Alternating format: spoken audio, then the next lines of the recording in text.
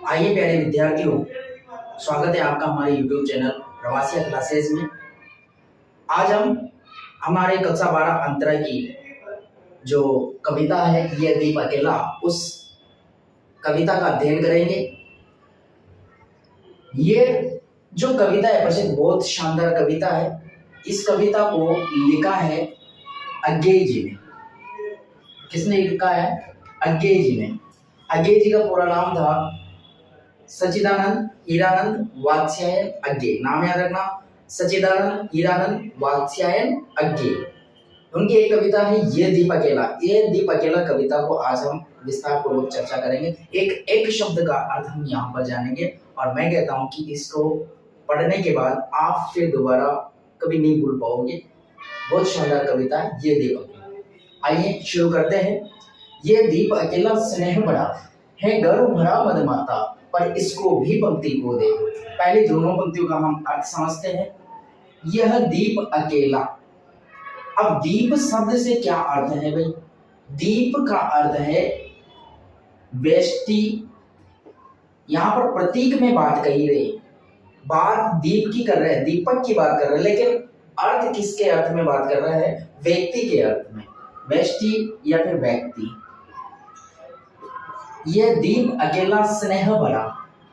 स्नेह भरा, अब इसमें स्नेह भरने से तात्पर्य क्या है? स्नेह से भरा हुआ, यानी कि इसका अर्थ है पूरी तरीके से तेल से भरा हुआ। तेल से भरा हुआ, दोनों अर्थ निकलेंगे। एक दीपक के अर्थ में भी निकलेगा और व्यक्ति के अर्थ में भी निकलेगा। तो हे गर्व भरा मदमाता। अब गर्व भरा यानी गर्व से भरा हुआ है, मदमाता और मद युक्त है, पर इसको भी पंक्ति को दे दो। पंक्ति, अब यहाँ पर ये जो शब्द आया है, पंक्ति शब्द आया है, इस पंक्ति शब्द का अर्थ हम क्या करेंगे? पंक्ति का अर्थ, पंक्ति एक लंबी कतार होती है। अब उस लंबी कतार का मतलब क्या है? समाज से है या फिर समष्टि से है। या तो पंक्ति का अर्थ या समाज या समष्टि, दोनों ही पंक्तियों का अब हम अर्थ देखते हैं। ये दीप अकेला स्नेह भरा। अरे ये जो दीपक है, दीप है, ये दीप पूरी तरह स्नेह रूपी तेल से भरा हुआ है। यहाँ तक ये जो दीपक है ये पूरी तरह स्नेह रूपी तेल से भरा हुआ है और ये अच्छी तरह गर्व से भरा हुआ है और मद युक्त गर्व से भरा हुआ है। पर इस दीपक को किसमें मिला दो? पंक्ति में मिला दो। किसको किसमें मिलाने की बात हो रही है? पंक्ति में। अर्थात जब एक दीपक है, वो दीपक अपने उजाले को अगर पंक्तियों में मिलने के बाद, समष्टि में समाज में मिलने के बाद, पंक्ति में मिलने के बाद वो अपना और ज्यादा अर्थ और ज्यादा प्रकाश देने लग जाता है। उसी प्रकार से ये जो व्यक्ति है अर्थात व्यष्टि है, ये किससे भरा हुआ है? स्नेह रूपी, यानी स्नेह से भरा हुआ है। अब यहाँ पर इसका अर्थ निकलेगा तेल रूपी स्नेह से भरा हुआ है, अर्थात इसमें पूरा स्नेह है और गर्व से भी भरा हुआ है।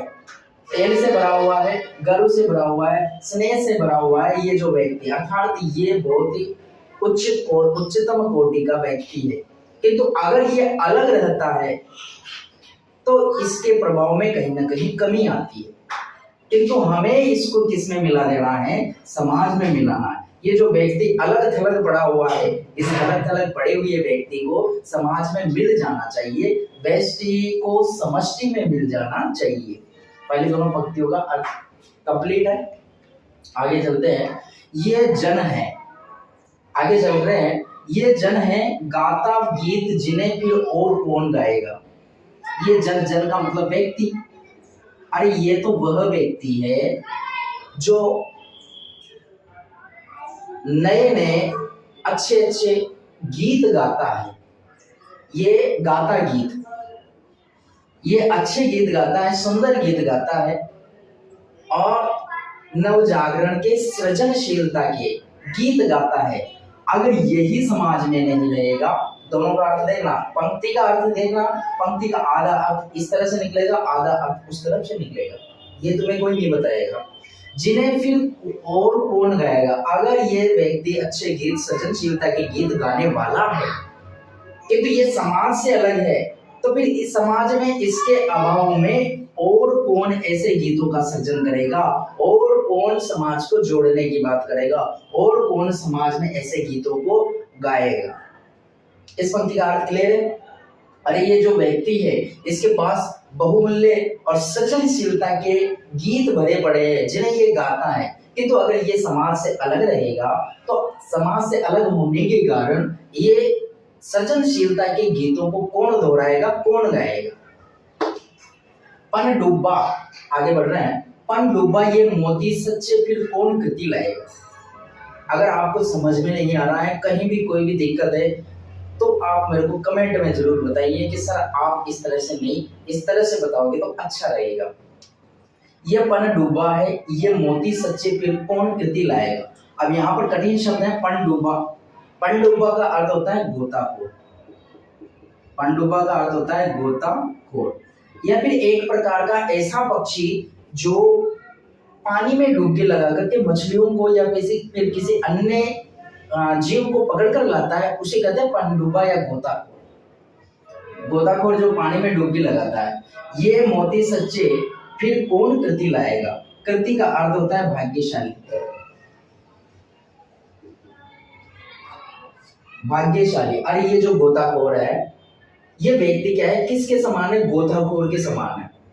ये समाज से अलग हुआ ये जो व्यक्ति है ये गोताखोर के समान है, और ये गोताखोर पानी में जाकर के, ऐसा गोताखोर है ये व्यक्ति जो पानी में जाकर के सच्चे मोती लेकर आ जाएगा, सच्चे मोती लेकर के आएगा।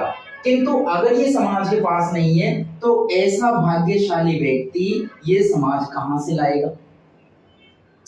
भाई अगर जो गोताखोर है, ये गोताखोर इस प्रकार का गोताखोर है जो पानी में डुबकी लगा करके, पानी में डुबकी लगा करके अच्छे सच्चे मोती लेकर के आ सकता है, पानी में से सच्चे मोती निकाल करके ला सकता है। किंतु अगर यह व्यक्ति समाज के पास नहीं है तो ऐसा भाग्यशाली व्यक्ति ये समाज कहां से लाएगा। इसलिए इस दीप को पंक्ति में मिल जाना चाहिए, अर्थात व्यक्ति को किसमें मिल जाना चाहिए, समाज में।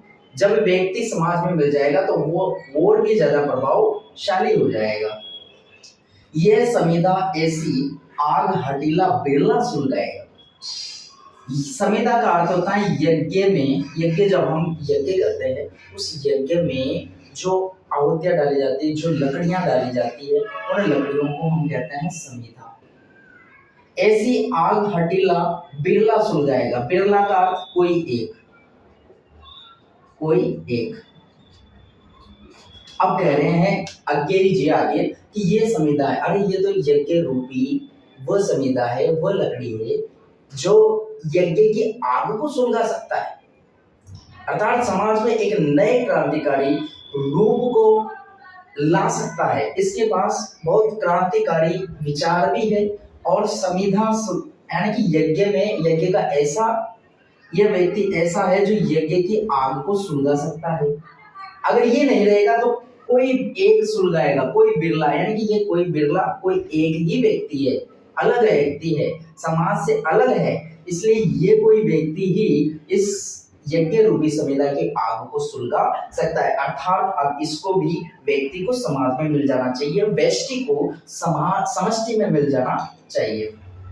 फिर आगे कह रहे हैं कि यह अद्वितीय है। ये जो व्यक्ति है, समाज से अलग हुआ वाला व्यक्ति है, ये अद्वितीय है, इसके जैसा कोई दूसरा नहीं। अद्वितीय का क्या है, अद्वितीय वही जो जिसके समान दूसरा ना हो।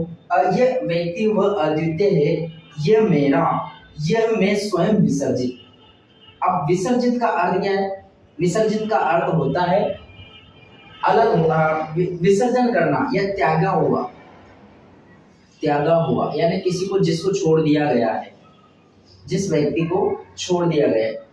अब यहाँ पर एक शब्द आ रहा, मैं स्वयं, मैं स्वयं, मैं बस मैं हूं, मैं ही स्वयं हूं। तो अर्थात इसका मतलब क्या है, अर्थात उसमें अहंकार की भावना, मैं स्वयं अर्थात अहंकार की भावना, अहंकार की भावना। अरे ये जो व्यक्ति है ना, ये अद्वितीय है, ये सबसे अलग है, सबसे न्यारा है, किंतु अगर इसके अंदर अहंकार की भावना है, उस अहंकार की भावनाओं का त्याग करना पड़ेगा, तब जाकर के इसको किसमें मिलना पड़ेगा, समाज में मिल जाना चाहिए। व्यष्टि को समष्टि में मिलाने की बात कही गई है। दीप और पंक्ति में क्या है, प्रतीकार्थ की भावना है, प्रतीक अर्थ में बात कही गई है, प्रतीकों के माध्यम से बातें कही गई है। अगर इसकी हम व्याख्या की बात करें तो व्याख्या किस तरह से करोगे, सबसे पहले मैंने तुम्हें बताया रखा है, एक तो संदर्भ, प्रसंग, फिर व्याख्या और फिर बाद में विशेष। विशेष में भाषा इसके लिख देंगे, तत्सम शब्दावली का प्रयोग किया गया है। ठीक है, आगे बढ़ रहे हैं, आगे बढ़ते हैं प्रिय विद्यार्थियों। कवि अज्ञेय जी आगे कहते हैं कि यह मधु है स्वयं काल की मोना का युग संचय, ये गोरस जीवन काम देवनु का अमृत पूत पय। अपन पहली पंक्ति का अर्थ देखते हैं। यह, अब यह किसकी बात कर रहे हैं, यह से क्या तात्पर्य, यहाँ पर मनुष्य की बात कर रहे हैं। यह का मतलब मनुष्य, किसकी बात कर रहे हैं, मनुष्य की। ये जो चार शब्द है, ये सब मनुष्य के लिए प्रयुक्त हुए हैं। तो यह मधु है, मधु का मतलब एक तो शहद है या फिर मधुरता है। अब शहद मधुर ही होता है। यह मधु है, ये मनुष्य काय से भरा हुआ है, मधुरता से भरा हुआ है। स्वयं काल की मोना, मोना का मतलब होता है टोकरा, और युग संचय, युग यानी युग संचय का मतलब वर्षों से जिसने संचित कर रखा था, वर्षों से संचित किया हुआ, संचित किया हुआ, वर्षों से संचित किया हुआ। कि ये जो व्यक्ति है ना, जिस व्यक्ति को, ये व्यक्ति मधुरता से भरा हुआ है और स्वयं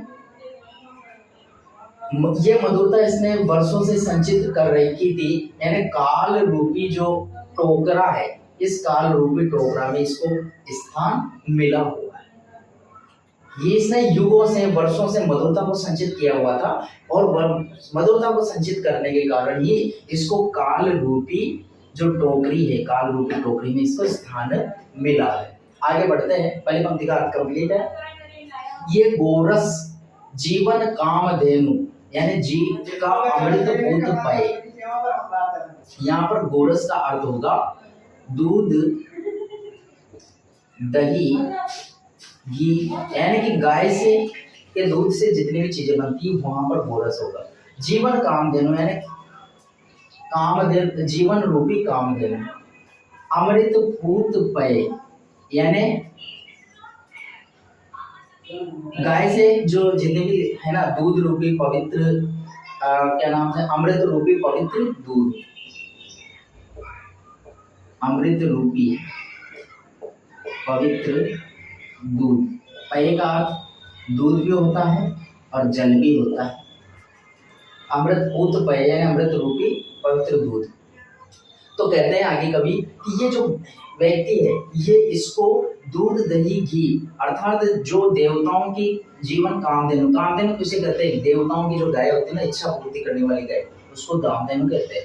तो ये देवताओं की कामधेनु, जीवन रूपी कामधेनु गाय है, उस गाय का क्या समझो, दूध, दही और घी समझो, और इसको अमृत रूपी पवित्र दूध समझना चाहिए। ये छोटा कोई मामूली इंसान नहीं है, इसको देवताओं के द्वारा जो गाय है, देवताओं की जो गाय है कामधेनु, इच्छा पूर्ति करने वाली गाय, उस इच्छा पूर्ति करने वाली गाय का दूध, दही, घी समझना चाहिए।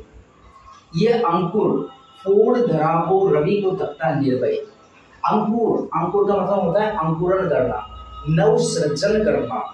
अंकुरण का अर्थ नव सृजन करना। अंकुर यानी कि किसी भी धरती से जब भी कोई उगता है उसको कहते हैं अंकुरण। फोड़ धरा को यानी धरती को, रवि को तकता, रवि यानी सूर्य, तकता यानी देखता है, निर्भय यानी बिना डरे हुए, बिना डरे हुए, बिना डरे हुए। कह रहे हैं कवि अज्ञेय जी कहते हैं आगे कि ये जो व्यक्ति है ना, ये बिल्कुल निर्भय है, बिना डरा हुआ है, किसी चीज से डरता नहीं है, और नहीं डरने के कारण ही ये क्या है, पृथ्वी का सीना चीर करके, पृथ्वी का सीना फोड़ कर पृथ्वी का सीना चीर करके विजय मुद्रा में किसकी ओर देखता रहता है, सूर्य की ओर देखता रहता है। अब बार बार ये बात आ रही, तो ये बात किसके लिए प्रयुक्त हो रही है? मनुष्य के लिए। यहाँ पर मनुष्य की जो महत्ता है, मनुष्य की महानता है, उस महानता के बारे में बताया गया है। अब देखो ये प्रकृत है, अब यहाँ पर शब्द है प्रकृत, स्वयंभू, ब्रह्म, आयुध, इसको भी शक्ति को देते, इसके कठिन शब्द है। प्रकृत यानी प्रकृति से उत्पन्न, प्रकृति से उत्पन्न, स्वयंभू यानी स्वयं से उत्पन्न, स्वयं से उत्पन्न, ब्रह्म, ब्रह्म यानी सर्वशक्तिमान, सर्वशक्तिमान। अयुत का अर्थ देखो भाई, अयुत का अर्थ है असंबंधित, असंबंध यानी असंबंध, इसको भी शक्ति को दे दो। शक्ति यानी समाज, समाज की एकता। अब आगे कह रहे हैं, कभी आगे जी आगे कहते हैं कि ये जो व्यक्ति है, मनुष्य है, ये प्रकृति से उत्पन्न हुआ है, ये प्रकृति से उत्पन्न हुआ है, ये स्वयंभू है, ये स्वयं से उत्पन्न हुआ है, ये ब्रह्म है, ये सर्वशक्तिमान है। किंतु इतनी सब विशेषताएं होने के बाद भी ये क्या है? असंबंध है, समाज से क्या है? असंबंध है, यानी अलग है। अब इस व्यक्ति को भी, अर्थात इसकी जो शक्ति है उसको भी समाज से जोड़ने पर इसकी शक्ति और भी बढ़ जाएगी। अर्थात इस व्यक्ति को किसमें? समाज में मिला दो, शक्ति में मिला दो। अब सब शक्ति किसमें थी? समाज में शक्ति होती है, और उस शक्ति में मिलाने के बाद इसकी जो महानता है, वो महत्ता है, वो और भी ज्यादा बढ़ जाएगी। ठीक है, समझ में आ गया? चलिए आगे बढ़ते हैं प्रिय विद्यार्थियों। आगे कहा है, ये वह विश्वास नहीं जो अपने लौता में भी कापा, वह पीड़ा जिसकी गहराई को स्वयं उसी ने नापा। यहाँ पर कवि व्यक्ति की जो संघर्षमय जीवन शक्ति है, संघर्ष है, व्यक्ति का जो जीवन संघर्ष है, उस संघर्ष के बारे में बात कर रहा है। और विश्वास, विश्वास मतलब विश्वास, ये वह व्यक्ति है जिसको अपने आप पर इतना विश्वास है, ये वह व्यक्ति है जिसको अपने आप पर विश्वास है, इतना विश्वास है कि उसको अपनी लघुता, लघुता यानी छोटेपन, छोटेपन अर्थात या इसकी कमियां, व्यक्ति को अपने कमियां हैं, उस कमियों को, छोटेपन का ज्ञान है, पता है कि भाई हाँ हमें ये कमी है, पर उस कमी के होने के बावजूद भी इसमें इतना विश्वास है कि वो उससे डरता नहीं है। अपनी कमियों की जानकारी होने के बावजूद भी इसमें विश्वास है, और ये आगे बढ़ते रहने की सोचता रहता है। ये वह पीड़ा जिसकी गहराई को स्वयं उसी ने नापा। पीड़ा यानी दुख, दर्द, इसको इतना दुख दर्द हुआ, गहराई को स्वयं उसी ने नापा, ये वही जानता है। कहने का भाव ये है कि जब आदमी आगे बढ़ता है, संघर्ष करता है, सफल हो जाता है, तो सफल होने के बाद लोगों को ये पता नहीं होता है कि उस सफल हुआ है, सफलता के शिखर को छुआ है, तब इसने क्या क्या समस्याएं और क्या क्या पीड़ा, क्या क्या दुख सहन करे हैं। इन दुखों, पीड़ाओं और समस्याओं को तो केवल वह स्वयं ही जानता है, वह स्वयं ही जानता है। ये इस व्यक्ति में इतना विश्वास है, अटूट विश्वास है, जिसको कभी तोड़ा नहीं जा सकता। ऐसा अटूट विश्वास है कि इसको अपनी समस्या, अपने छोटेपन का, लघुता का या कमियों का ज्ञान होते हुए भी ये आगे बढ़ता रहता है। इसने सफल होने के लिए जितने संघर्ष किए हैं, उन संघर्षों को, उन पीड़ाओं को, उन दुखों को तो ये खुद केवल स्वयं ही जानता है। कुत्सा का अर्थ होता है निंदा करना या फिर घृणा करना। घृणा करना, किसी व्यक्ति से घृणा करते हैं ना, उसको तो कुत्सा। अपमान, अवज्ञा, अवज्ञा यानी इसका तिरस्कार करना, तिरस्कार करना,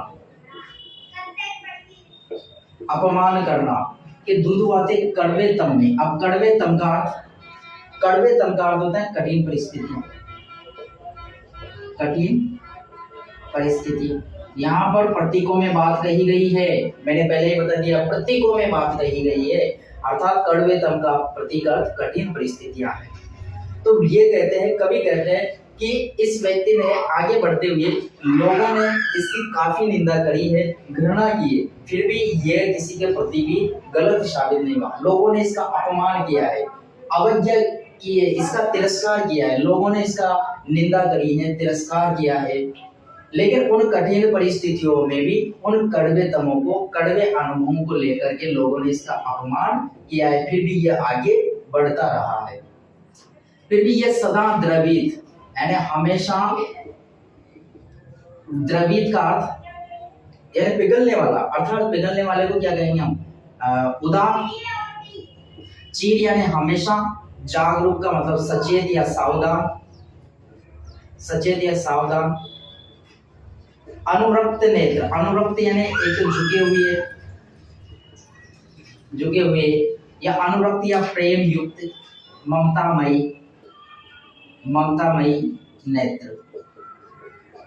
तो कहते हैं कवि आगे ही आगे कहते हैं, व्यक्ति की महत्ता के बारे में बताते हुए कहते हैं कि ये जो व्यक्ति है ना, लोगों ने इसका तिरस्कार किया है, अपमान किया है, अवज्ञा की है, लेकिन उन कठिन परिस्थितियों में भी ये हमेशा कैसा रहा है, यह हमेशा उदार रहा है। हर व्यक्ति के प्रति यह हमेशा उदार रहा है और हमेशा सावधान रहा है, और इसके नेत्र हमेशा दूसरे लोगों के लिए प्रेम से झुके हुए रहे हैं, अर्थात ममतामयी नेत्र रहे हैं।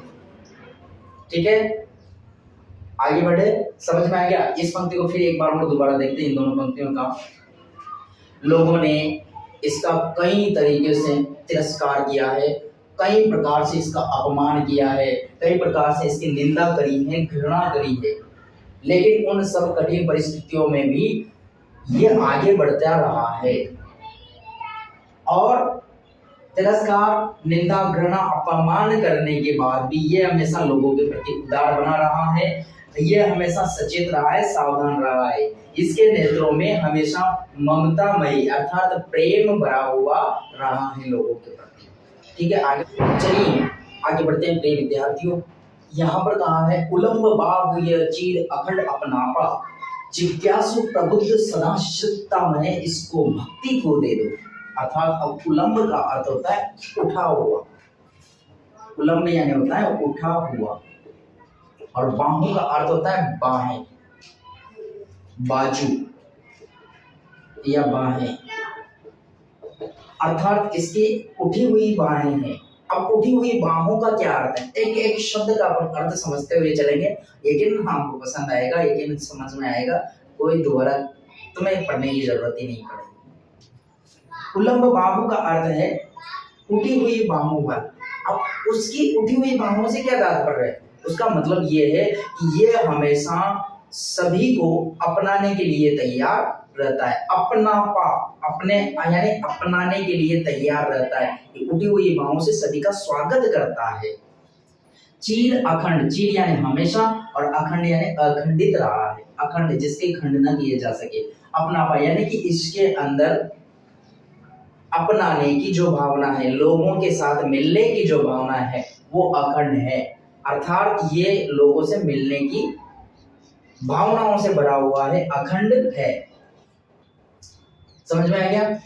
ये लोगों को अपनाने के लिए तैयार रहता है और उस अपनापे की भावना को, अपनाने की जो भावना है उसको हमेशा वैसी की वैसी ही रखता है, अखंड रखता है, अक्षुण रखता है, सदैव हमेशा वैसी की वैसी ही रखता है, कभी बदलता नहीं है।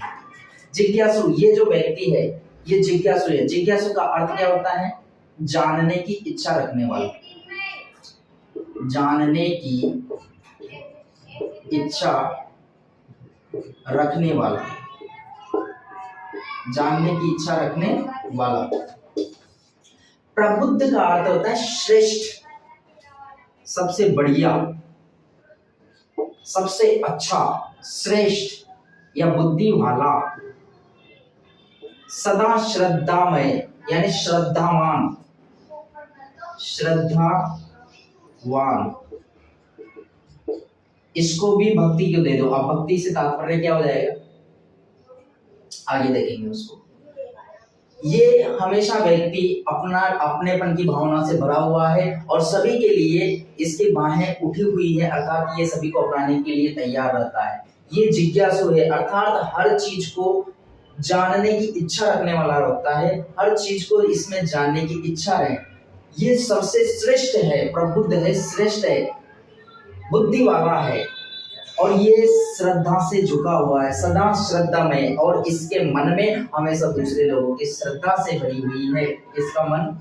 परंतु ये जो व्यक्ति है ना, इसको भक्ति को दे दो, अर्थात उस भक्ति को समर्पित कर दो, समाज को समर्पित कर दो। ये व्यक्ति, इस व्यक्ति में इतने सारे गुण हैं, उन गुणों को किसमें मिला दो? समाज में मिला दो, इस व्यक्ति को समाज में मिला दो। ये दीप अकेला स्नेह भरा, ये दीपक अकेला, ये मनुष्य अकेला है, स्नेह से भरा हुआ है, किंतु इसको समाज में मिला देना चाहिए। अब यहाँ पर दोस्तों बातें कई प्रकार से होती है, व्याख्याएं कई प्रकार से आ जाती है। मैं आपको बताऊं संदर्भ।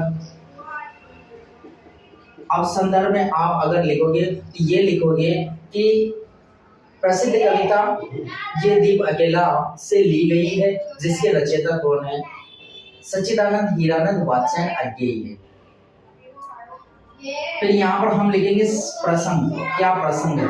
प्रसंग में ये लिखेंगे कि भाई इसमें व्यक्ति की महत्ता का वर्णन किया गया है और प्रतीकों के माध्यम से बात कही गई। व्यष्टि किसका प्रतीक है?